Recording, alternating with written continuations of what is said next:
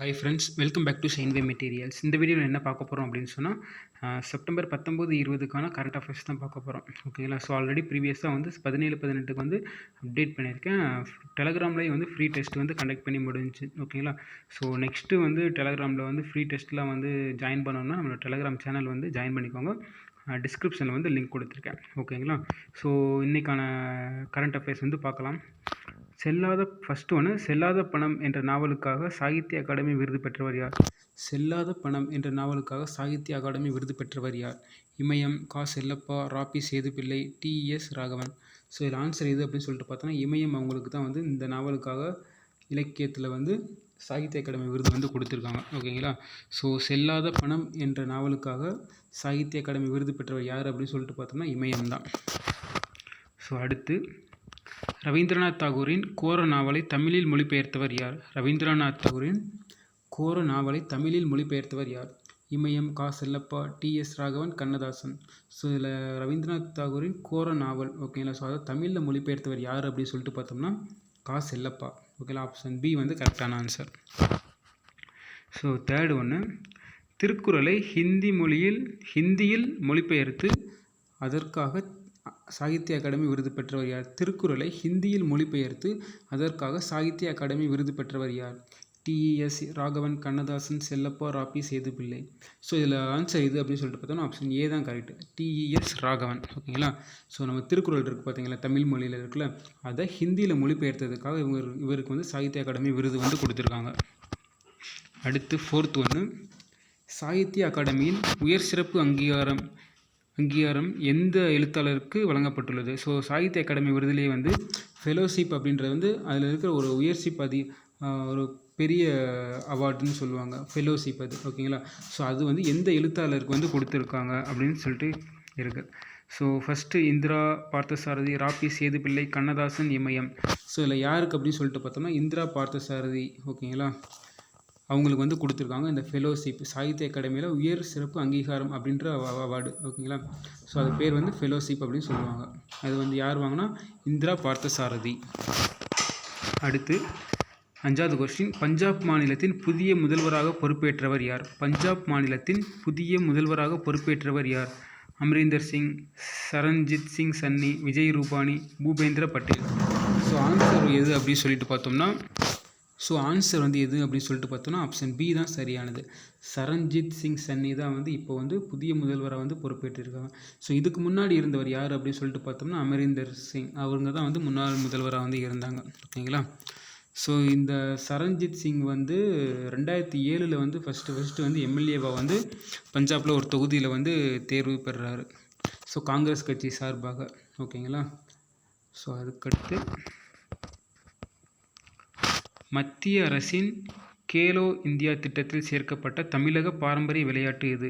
மத்திய அரசின் கேலோ இந்தியா திட்டம், ஓகேவா? ஸோ இம்பார்ட்டன்ட் திட்டம் இது. கேலோ இந்தியா திட்டத்தில் சேர்க்கப்பட்ட தமிழக பாரம்பரிய விளையாட்டு எது அப்படின்னு சொல்லிட்டு பார்த்தோம்னா கபடி, சிலம்பாட்டம், ஜல்லிக்கட்டு, குஸ்தி. ஸோ ஆப்ஷன் பி வந்து சரியானது. சிலம்பாட்டத்தை தான் வந்து சேர்த்திருக்காங்க. எந்த திட்டத்தின் கீழே? கேலோ இந்தியா திட்டத்தின் கீழே. அதுக்கடுத்து, கட்லி மீன் எந்த மாநிலத்தின் மாநில மீனாக அறிவிக்கப்பட்டுள்ளது? கட்லி மீன் எந்த மாநிலத்தின் மாநில மீனாக அறிவிக்கப்பட்டுள்ளது? தெலுங்கானா, தமிழ்நாடு, சிக்கிம், உத்தரப்பிரதேசம். ஸோ ஆன்சர் எதுன்னு பார்த்தோம்னா சிக்கிம் மாநிலத்துக்கு தான். ஓகேங்களா? ஸோ கட்லி அப்படின்ற மீன் வந்து சிக்கிம் மாநிலத்தோட மாநில மீனாக வந்து அறிவிச்சிருக்காங்க. அதுக்கடுத்து, நாட்டிலேயே முதல் முறையாக எந்த நிறுவனம் உள்நாட்டு சொகுசு கப்பல் சுற்றுலா வசதியை தொடங்கியுள்ளது? நாட்டிலேயே முதல் முறையாக எந்த நிறுவனம் உள்நாட்டு சொகுசு கப்பல் சுற்றுலா வசதியை தொடங்கியுள்ளது?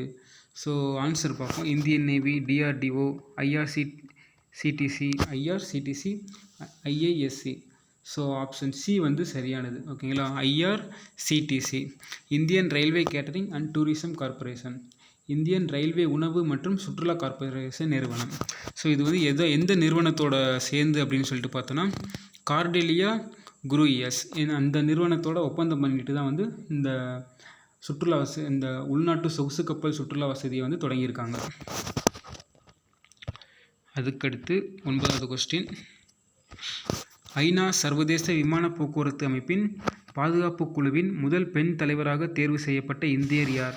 ஐநா சர்வதேச விமான போக்குவரத்து அமைப்பின் பாதுகாப்பு குழுவின் முதல் பெண் தலைவராக தேர்வு செய்யப்பட்ட இந்தியர் யார்? ஸோ ஆப்ஷன்ஸ் பார்க்கலாம். கீதாஞ்சலி, அவனி லெகாரா, ஷெஃபாலி ஜினேஜா, சிருஷ்டி. ஸோ ஆப்ஷன் சி வந்து சரியானது. ஓகேங்களா, ஷெஃபாலி ஜினேஜா. அடுத்து, இந்தியாவின் 61வது மென்பொருள் தொழில்நுட்ப பூங்கா மையம் எங்கு திறக்கப்பட்டுள்ளது? இந்தியாவின் 61வது மென்பொருள் தொழில்நுட்ப பூங்கா மையம் எங்கு திறக்கப்பட்டுள்ளது? தமிழ்நாடு, நாகாலாந்து, சிக்கிம், கேரளா. ஸோ எங்கன்னு பார்த்தோம்னா ஆப்ஷன் பி, நாகாலாந்தில் தான் வந்து மென்பொருள் தொழில்நுட்ப பூங்கா மையம் வந்து திறந்துருக்காங்க. 61வது மென்பொருள், இது வந்து ரொம்ப வந்து இம்பார்ட்டன்ட். அதேமாதிரி நாகாலாந்தில் வந்து இது வந்து ஃபஸ்ட்டு வந்து ஓப்பன் பண்ணியிருக்காங்க. அதுக்கடுத்து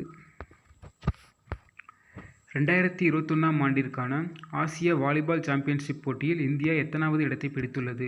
2021ஆம் ஆண்டிற்கான ஆசிய வாலிபால் சாம்பியன்ஷிப் போட்டியில் இந்தியா எத்தனாவது இடத்தை பிடித்துள்ளது? ஸோ எத்தனாவது இடம் அப்படின்னு சொல்லிட்டு பார்த்தோம்னா 9வது இடத்தை வந்து பிடிச்சிருக்காங்க. ஆப்ஷன் சி வந்து சரியானது. ஓகேங்களா, ஸோ இந்த போட்டி வந்து எங்கே நடந்துச்சு அப்படின்னு சொல்லிட்டு பார்த்தோம்னா ஜப்பானில் ஃபுனாஃபசி அந்த சிட்டியில் வந்து இந்த சாம்பியன்ஷிப் போட்டி வந்து நடத்துனாங்க. ஓகேங்களா, ஸோ இதில் ஃபஸ்ட்டு யாருன்னு பார்த்தோன்னா ஃபஸ்ட்டு பிளேஸ் வந்து ஈரானும், செகண்டு வந்து ஜப்பானும், தேர்டு வந்து சீனா. அதுக்கடுத்து, பிரகதி என்ற மொபைல் செயலியை அறிமுகப்படுத்திய நிறுவனம் எது? பிரகதி என்ற மொபைல் செயலியை அறிமுகப்படுத்திய நிறுவனம் எது? ஸோ ஆன்சர் எது அப்படின்னு சொல்லிட்டு பார்த்தோம்னா எல்ஐசி தான் இதை வந்து அறிமுகப்படுத்தியிருப்பாங்க. ஓகேங்களா, லைஃப் இன்சூரன்ஸ் ஆஃப் கார்பரேஷன்ஸ், அவங்க தான் வந்து பிரகதி என்ற மொபைல் செயலியை அறிமுகப்படுத்தியிருக்காங்க. ஸோ நேம் வந்து கரெக்டாக பார்த்துக்கோங்க, பிரகதி. ஸோ இவ்வளோ தான் ஃப்ரெண்ட்ஸ். ஸோ இன்றைக்கான கரண்ட் அஃபேர்ஸ் வந்து இதோட கம்ப்ளீட் ஆகுது.